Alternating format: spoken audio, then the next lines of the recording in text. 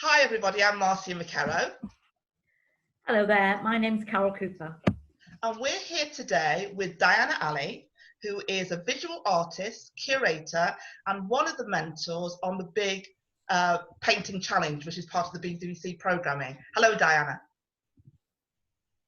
Hello. Hi. Diana, have you got a website that you can give us some details of? Yes, luckily enough, in this lockdown, I've just updated it. It's www.dianaali.com. Fantastic, fabulous. We'll prompt you to say that again a bit later on as well. Sure. So Diana, first of all, we've got to congratulate you on being one of the mentors on the BBC's Big Painting Challenge. Wow, how's it feel? Thank you, thank you. Does it feel good to be? It is quite an honour. Absolutely, absolutely. Thank you. So what is your role on the programme? So, I mean, I'll just tell you a little bit about the background. I basically was called by a BBC producer and they said they'd been following my work for a while. They'd like me to be on this programme. And immediately it was, you know, when you work so hard and so passionately for years to follow your dreams and someone recognises you, especially from a big broadcasting company, and it was just absolutely brilliant. And I said, okay, do you want me to be a participant? And they went, no, we want you to be a mentor. Wow. And, you know, which is absolutely amazing. Teaching for years, getting my stuff out there, sharing my skills. And so the actual role of the programme is a professional mentor to help amateur artists to get from what they do at home to get it out into the public sphere and get them to build that confidence to actually be really happy with what they do, bring themselves out through their artwork. So Fantastic. It's that nurturing pastoral care. Fantastic. So I know you've got an academic background as well. So you've been doing some of that work anyway in your other role. Can you tell us a little bit about that? Many roles. Yeah. Okay, so I'm an artist first, only because you cannot do your artwork and say you're an artist unless you're actually practicing. Yeah. And I curate internationally, which is an extension of my art practice, because I like to network with people, bring people together from different cultures, different fragments of people into one space. So I curate exhibitions internationally. I'm also a fine art lecturer at different universities. And I'm also a workshop leader, so I do lots of different community workshops, for example, with men and women that have been through domestic violence, people that need help with mental well-being. I'm on the board of trustees for the Nottingham Women's Centre and an artist council member for AN Artists International Company. So, wow, Artist Information Company, sorry. A very busy lady. Many, many roles. very busy lady. So how does your work reflect who you are, Diana? So, like I said, I have many different roles, and a lot of my work is about communicating with people, collaboration, correspondence, and having a voice.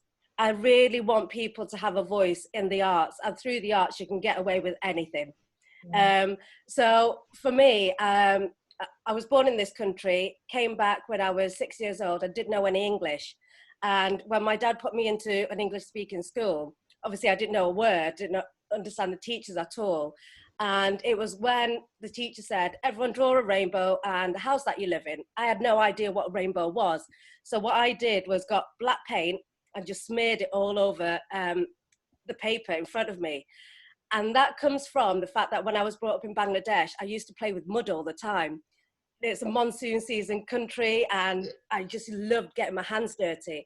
And looking back now, that black painting was my voice, because I couldn't speak or I couldn't voice my frustration, but that black painting was my frustration.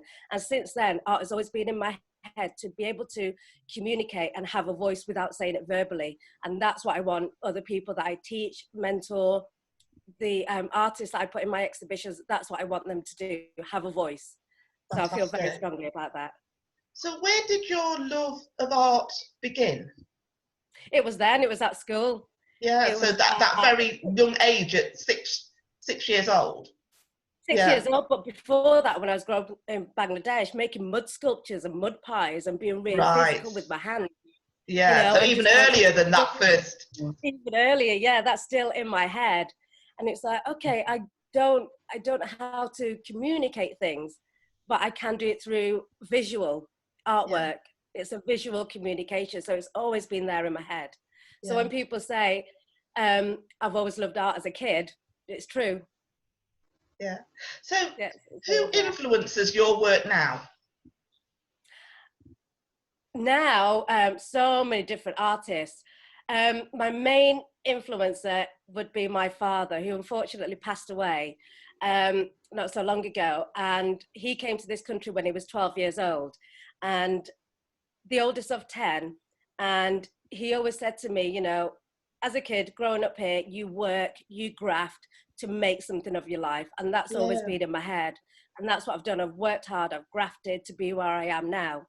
But also artists that have broken barriers, like Louise Bourgeois, who was 90 when she passed away, been through 7 decades of artwork, defied the male dominating art scene and broke rules, broke barriers, and always believed in art. So I like people that break rules and make a stance on society. So where do you take sort of your inspiration from when you're creating the work? There's things that influence us, but the inspiration for that work, where does that come from? Inspiration is a tricky word. I get inspired by problems. Right. So if we look at society, if we look at economy, if we look at poverty, if we look at the situation that's going in the Middle East, things that really frustrate me, I think, okay, what am I going to do to solve it? And that's my inspiration to get things done.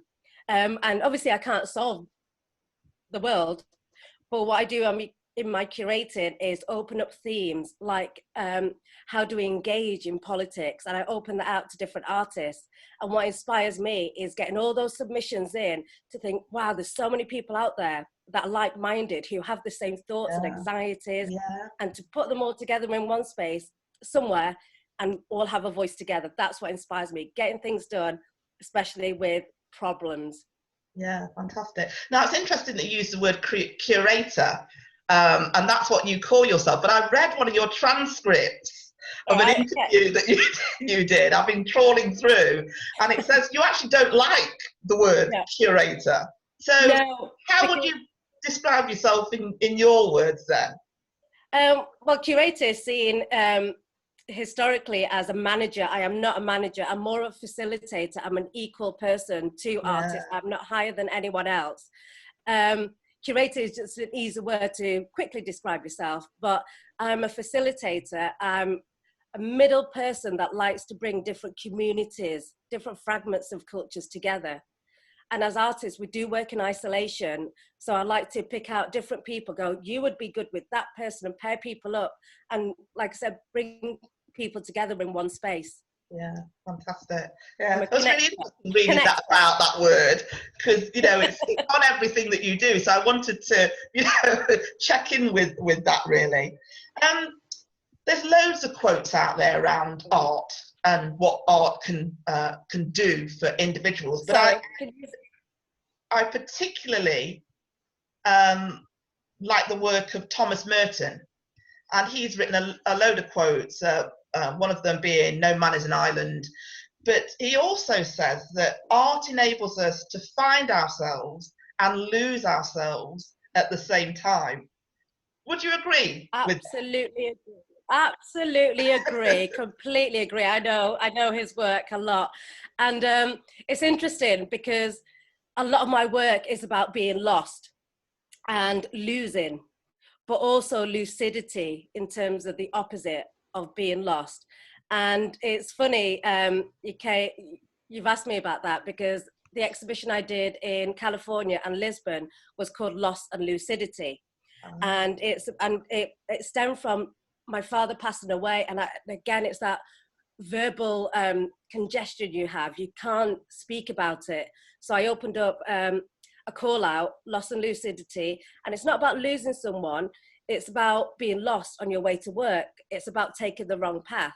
Why do we need to have a GPS? Why do we need to have a sat nav and go from A to B? What happens if we take the wrong turn? But also, how do you get clarification or closure from something. So without loss, we don't have lucidity. And I love traveling to places and not having a map and getting lost, because that's serendipitous. You discover something new. And it's, again, breaking the rules of a system. Go down the wrong path. Who knows what's going to be there? Yeah. So, yeah, you have to get lost to be able to find that lucidity. I love that. I've actually written that down. Without being lost, we don't have lucidity. So I love that. It's a great quote there. Art throughout the ages has expressed what society is around and what society does. And it's changed so much, hasn't it, over the years? So, you know, the last maybe 200, 300 years, it reflected what society was doing then. When we look back, do you think we'll have the same sort of clarity around what society was like when we look back of the artists of today? When, you know, 200, 300 years on, when we're looking back, what, do you think they'll look back and think, yeah, that's, you know, I can understand what society is about by looking at the variety of artwork? I'm not going to start art history lecture as my other job. Absolutely, like you say, art is about reflection on what is going on at that time. And it's always existed, and it's more apparent now than it ever was, especially through different mediums. Right. You know, we have technology, we have interventions, we have installation, we have voice, we have computers, all sorts of different things. So yes, that will always happen. Art is such an important thing in society to mark history of what is going on at that moment. So yes, you know, in 100 years' time, people will look back now and go, this is what happened in 2020.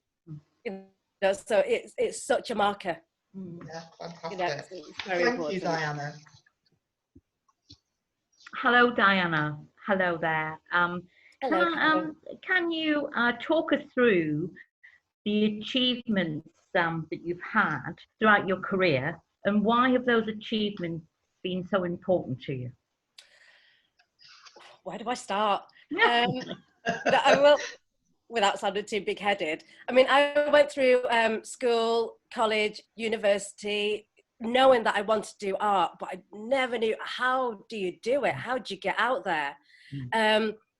And especially growing up as a Muslim and having to fight as a female Asian Muslim with my community to be able to do this. I'm proud that I've done that with still the respect of the East and West. Yeah. And I'm very proud of working hard. So I was going to swear. Working really, really hard and believing in that passion, you know, and in between following my passion, there have been menial jobs, working in factories, being a waitress. You have to do all of those things, but you cannot give up as much as you want to because you want the easy life. I'm very proud that I've been able to do what I want to do now. And again, the BBC recognizing that, but also working hard to get all these exhibitions, 14 today in different countries. Wow. And I'm proud of my hard work. I think you should be, and I think your passion radiates. Absolutely. There's no two ways about that. I don't know what I'd do without the art and that passion. I can, yes, absolutely. Were there many people that you've had a significant impact on during your journey, you know, both positively and negatively? And if so, can you tell us about them and why? Positively, more so now than ever. I mentor emerging artists. I teach at different universities. I've got students from almost being kicked out of education to a full-on distinction. So the teaching, because I think if you're an artist, if you're passionate, don't keep it to yourself. Share those skills, because nobody helped me along the way. And that's why I really advocate for artists and activists to make a change. Yes, I would have annoyed a lot of people along the way, just because you have to be headstrong sometimes, especially my parents and my mother. But, but she gets it, you know, especially see me on TV. But to be honest, anyone that I've disappointed or angered, I get them out of my head, because you don't want to focus on that. You don't want to waste your energy on that. If anything, it's we look at the bigger things that are positive to drive you. Yeah, I think you can't carry the a rubbish burden. along as well, can you? Absolutely Yeah. not. So, Yeah. so going on from that, what have been the challenges, you know, to getting where you are today, and how have you overcome them? Challenges, it was to be able to be me as a young Asian female, to be able to not live at home, to be able to carry on doing what I want to do without giving in. And that's probably been the biggest challenge. And I know my dad would be very happy that I am doing this. And he knew this is what I wanted. Yeah. And that's what drove me. And yeah, obviously artists have financial difficulties, but you have to keep grafting. You have to get yourself out there online. You have to keep doing those job applications, exhibition applications. There's always a barrier, but that barrier doesn't last for that long in relation to how long the career will last for. Yeah. Like everyone else, there's always barriers. But you have to keep going. You do, absolutely. You know, any artists out there, it is worth it. And if anyone says to you, you can't make it as an artist, you can. Right, I'll hold you to that. Right. I'll help you. I'll mentor you. Straight line, but I'll hold you to that. Right, okay. You do. Diana, do you have any regrets along the way? Loads. Absolutely loads, but I'm not going to go into them. Again, it's regrets drive you. It's that when Marcy is saying, what's your inspiration? Well, it might be a regret. What am I going to do to overcome that guilt or that regret? You have to think above it. Yeah, absolutely. Draw that line and draw that line. Absolutely. Yeah. So if you think, you know, about your challenges and your regrets along the way, what would you say the lessons that have been learned, your lessons that have been learned? Stop being lazy. Right. Yeah, especially after my degree. How do I do this? So I ended up being a pot washer and being on the dole. Right. But I needed those jobs to make me realize, what are you going to do with your life? Yeah. You have to turn your back away from something. You have to really hate something to go, actually, I do miss it. It's almost like a breakup or a relationship. And it is about turning your back and almost grating with it. You can't just fly through life going, okay, everything has been successful. And believe me, it hasn't at all. I have been down in the dumps, you know, I have been really frustrated with myself. But it's hard when you're on your own and you haven't got a mentor yourself. Or when you're out of university, you haven't got the teacher. It's hard to do that. So yeah, there have been challenges, but I've come above it. Yeah, you have to be down, deep in that well. Yeah, you have to go down before you come up the other side. But yes, you always need someone to talk to, don't you? Yeah. Absolutely. Yeah. So we all have one strength, ability, or skill that stands out from all the others. And I think this is particularly so in business, where we can often do so many different varying tasks as we do. What do you consider is your business superpower and why? Oh, just one. I think it's organization. It's interesting. As a freelance artist, you have to be so multi-skilled and have transferable skills to doing your online tax return, to actually organizing an idea, going through the process, bringing people together, promoting, and getting the actual work out there. So I think for me, it's being a facilitator, a manager of myself. It has to be organization. It has to be that to-do list and get that to-do list ticked off. That makes total sense. I wouldn't know what to do without one of those, but yes, it makes perfect sense. Absolutely. Use one today. Absolutely. And I think it's about creativity and problem solving. So, you know, so a lot of people think, oh, artists just work on their own. No, you have to problem solve. And that's what artwork is. You have an idea. How are you going to do it? It is overcoming something. Fascinating Nothing stuff. Financial. Yeah, brilliant. Yeah. Diana, how would you define success? Making things happen. absolutely making things happen, and recognizing yourself of where you want to be, but also hard work. You cannot have success. You could dream about success, but success does not happen until you actually have that plan, go through the emotions of it, work out how to do it, and promote how to do it. And success, like I said, for me, it was about recognition, not just from the program, but also the first exhibition proposal I did, as someone said, we'd like your work and we want to put you in this exhibition. And then it's a massive big snowball effect. It gets bigger and bigger and bigger. It's when you do hundreds of job applications and you get that one, and that's where it starts. Do you see yourself then, when you look at your life now, do you see yourself as successful? Yeah. Good on you. Yeah, honestly, I'm very happy. And without that hard work, the obstacles, I'd just be floating by. No, I'm always raising above. Yeah, it's brilliant. Absolutely brilliant. I wanted just to ask you at this stage, Diana, obviously you have answered the questions about success, but is there anything else you would like to add to that?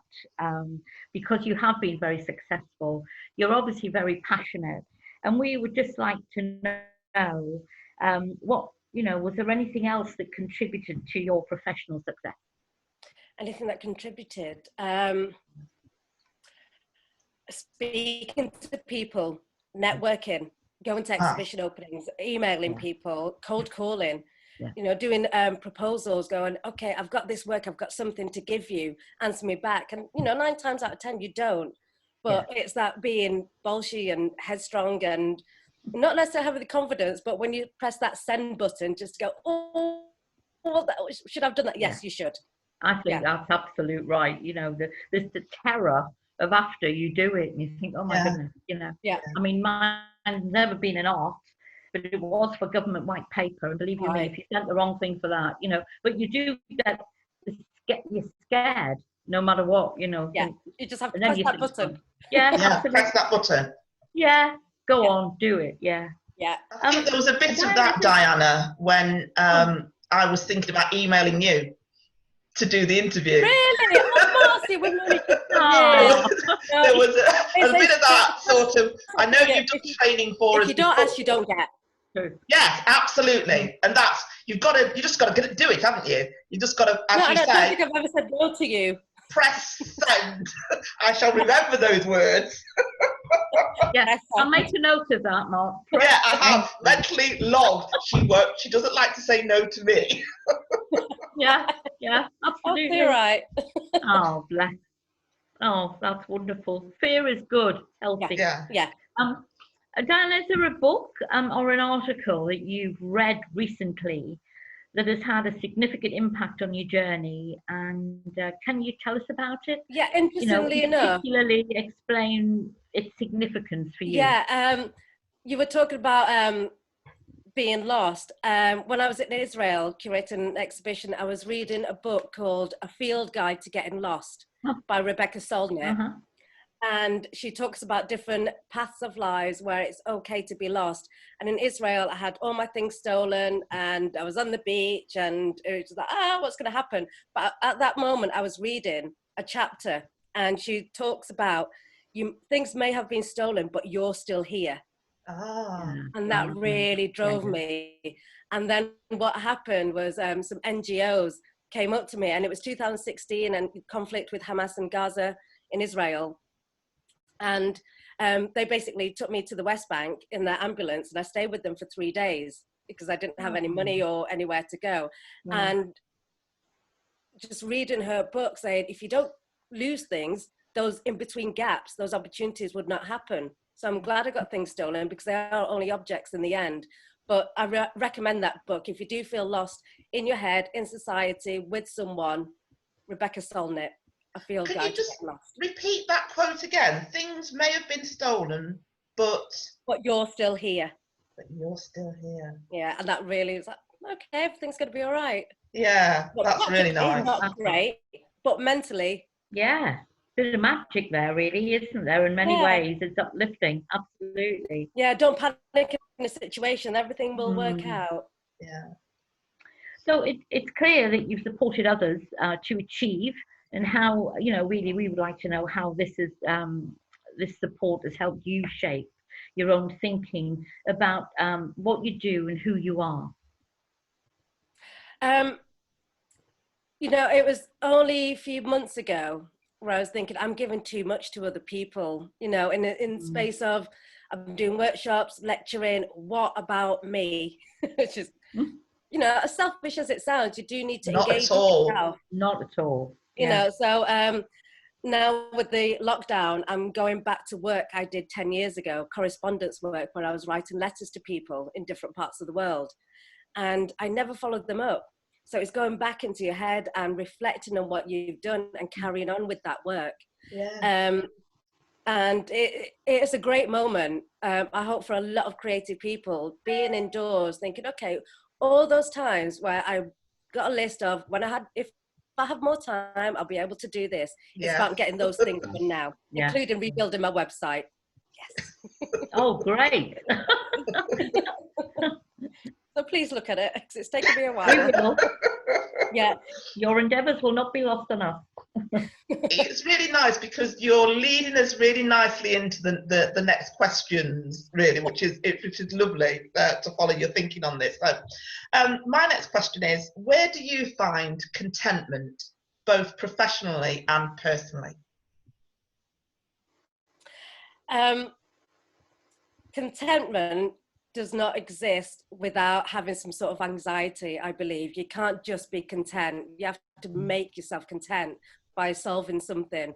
So where I get contentment is, again, going back to the curating or doing artwork, it's about, okay, what have I got beef about? What am I angry about? Don't just sit there and shout at the TV. What am I going to do about it? And then when that thing is done, or at least I feel like I'm doing something about it, that's where the contentment comes in. Whether that's being part of a group, like I said, I'm with AN Artists Council, and we're a bunch of artists that make things happen. So it's being with other people as well as myself to actually find pathways, steps to make things better. And once you get there, that's where the contentment is. Wow. Wow. Thank you. That's wonderful. So, Diana, this lovely question is, what does the future hold for Diana Ali, who's visual artist and curator and mentor? Like I said, I'm very happy where I am now, but in terms of education, this might be a bit controversial, but I do break the rules. I've been in education. Hey ho, it's Diana Ali. I've been in education for a long time, and I've been made redundant 3 times from arts courses, which that really, really winds me up. Without much voice or stance or fight with the management. And what I would love to do, and fingers crossed, got a few steps to get there, is have a go at the government of why they're shutting down art courses. Music has gone from the curriculum, art's going to go next. And I just don't understand why society and higher management and government don't understand why these creative courses are so beneficial to so many different people, so many different sectors. So I want to have a voice with a group of people and just advocate for the arts, to be in schools, to be in education, not as a soft course, but something that is fundamental to everyone's thinking. Yeah, I mean, at the moment, I'm working with a lot of businesses in terms of how creativity brings engagement in the workplace. So I'm working with lots of different sectors, and that's just a small step. But I want to advocate that a lot more. So basically, kick off with government. Yeah, absolutely. Fantastic. Because especially now with the rise of mental health, poor mental health in society, and we know that there's a link between the artwork and getting on and doing art and helping and supporting people with reduced mental health, that, it just seems like a strange direction to take us in, to get rid of it, when the evidence is out there of how much it can help people and support people in their journeys. Exactly. Humans are not based on yes or no answers, or do this or do that. It's about the in-between. It's about the creativity. It's about creativity. It's about problem solving. I work for the Institute of Mental Health as well, and do a lot of workshops in the community through arts, and how that can give people that voice. So going back to that voice, and it's so important. We don't want a generation that do not know how to think creatively.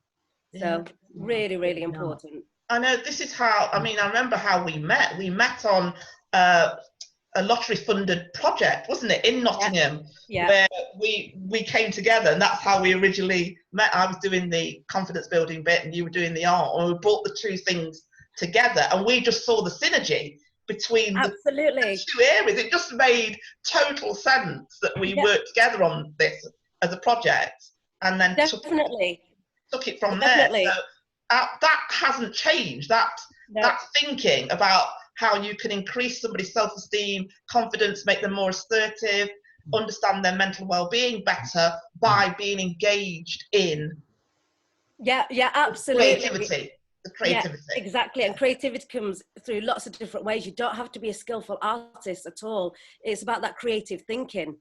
It's about that critical thinking that we have, and that comes in lots of different subjects. And I think it's really important that different occupations work together. Not just artists with business people, with the voluntary sector, with the the law and justice. Everything needs to come together. It's a big dream, but that's my ambition. And again, it's going back to being a facilitator to bring all these people together. Little acorns, Diana. Little acorns. Absolutely. I mean, you did a course for us a long time ago as part of our Grow Leaders series around leadership and I really enjoyed creativity and art. It was brilliant. Are you doing anything like that again anywhere? This is out just for my interest, actually. I've been doing some motivational talks with the Institute of Mental Health. That was a while ago, and I've been working with Euphoria Living. They're a new company, but it's about corporate well-being. Yes. So how do you motivate workers in the workplace to be engaged? I've worked with Haringey Council and other councils as well, where I go in, and KPMG, where they go in. So there's basically a room full of workers in that same establishment, from cleaners to CEOs, and I get them all working together. So it's about promoting equality, not hierarchy, through the arts, and also working with their manifestos, and working with cleaners and CEOs and everyone in between, saying, oh, we feel like robots, everything's systematic. It's like, well, it doesn't have to be. That is your own manifestation. So yes, I am doing a lot of work with that, and the more of that I can do, because I don't just want to be in the art world. I've got too much to give. I want to give it to other people. Absolutely, absolutely. So yes, can you tell us again, Diana, please tell us again how we can get hold of you, your website, or any other route that we can get hold of you? So my website is www.dianaalley.com. My email is under the contact, so please do email me, because I do offer mentoring, working in corporate places, collaborations, all sorts of different things. But you can follow me on Twitter as well. Fantastic. At Diana Alley 22. That's not my age. And oh yes, it is. Clearly. It is. And Instagram at Diana_Curator_artist. Fantastic. Have you got a LinkedIn account? Yes, I have, which is Diana Alley at LinkedIn. Sorry, I can't remember. I'm sure if we put Diana Alley in, I'm sure it will come up. But gives everybody. Gives everybody all the information. The icons on the homepage to link on to everything else. Fantastic. Fabulous. Please feel free to email me for possible work. I love collaborating, especially different sectors, different people, bringing people together. Right, fantastic, brilliant.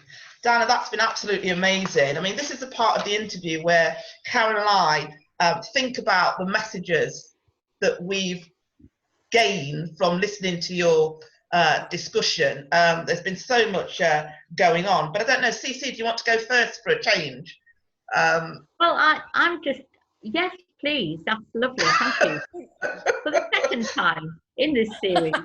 She's allowed me to go. It's only the second. She's right. It's only the second time that I've let her go.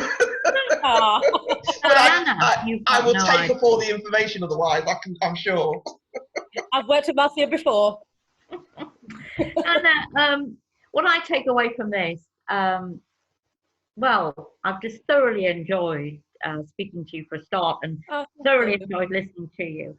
And the huge thing that comes out of this for me is about your compassion. Thank you. Needing to collaborate, to work with all sorts of people, and not just artists. And I totally agree and back you up, about challenging the government to why this is not in the curriculum as importantly as it was when I was at school. Yeah. It was very important. And then on the other hand, it's the artists themselves, like Paul McCartney's school in Liverpool for music and art, and Elton John and all these famous people. That's fine, them doing that, and that's great. But we need support as well. Seriously taking it in a curriculum situation, we need the government's help there. But your compassion about what you do, the passion with how you do it is it's wonderful. Thank you. And it lights me. It listening to you, and I'm thinking, oh my goodness, what's my next question? I'm not involved in what you're telling me. That I'm thinking. So yeah. And of course, the great influence who was your father, and that's wonderful because my dad was mine, and I can get that. So we have to carry on the legacy somehow. You do, absolutely. My dad had a lot of passions about things, so that was wonderful. So just and inspired by problems. I could go on. Am I leaving anything for Moss? Yeah, but thank you, Diana. I've really enjoyed that. It's always really good to hear, especially in this isolation. And I'm managing working with other people, but like you said, what about me? So it's lovely to get that feedback. What about me? It's important. It is. Thank you. Thank you, Carol. I totally agree with what Cece said. You still have. I remember you from way back when. And you've always remained and still have that fire in your belly, which is the motivator and the driver for everything you do. But some of the things that have come out for me are these: without loss, we don't have lucidity. Wow. So that is just like, so these are pretty profound things that I've pulled out. Use your regrets to drive you, not to keep you stuck. Use your regrets to drive you. I love that. Yeah. Be headstrong, but respectful. So for me, and for me, this one, barriers don't last long in relation to your lifelong career. Boom. I say that. It's like, that is, and it's so true. Barriers don't necessarily last that long in relation to the length of your career that you want to have. And so for me, they're the things that I'm taking away. One of the things that you talked about as well is making sure that you're networking, you're getting out there, you're emailing people, and just keeping on it, being persistent and consistent in your approach to getting yourself out there. Yeah, so Diana, thank you so much. Thank you. It's made me feel really good doing this and be able to speak and just get it out there. Like say, we're in lockdown and it's hard. I mean, we can talk to people, but we can support people. Like absolutely. Say, just to have that dialogue. Absolutely. The final message for me is things may have been stolen, but you're still here. Yeah. And I think that's a lovely way to end the interview, really, and that's from the book that you were talking. Rebecca, what was Rebecca's last name? Solnit, SOLNIT. Yeah. I'll make sure that's up there. She talks about all sorts of aspects of life. I recommend everyone to read it. Fantastic. Just have a minute. Well, Diana, it's been an absolute pleasure, as always, reconnecting with you in this way. Thank you so much. Thank you so much for asking me. Thank you so much for asking me. It's an honour, it really is. It's that recognition again. I feel really good with you saying that, you know, because it was a bit sort of like, shall we send the email, shall we not, shall we? Yes, Shall we? good. Press send, Marcia, press Yeah, send. now it'll be send all the way. Yeah. Thank you so much, Diana. Thank you. Take good Please care. keep Wish in you Diana. all the best for the future. Okay. And you. Take care and stay safe. Both take care. And Bye-bye. you. Take care. Bye.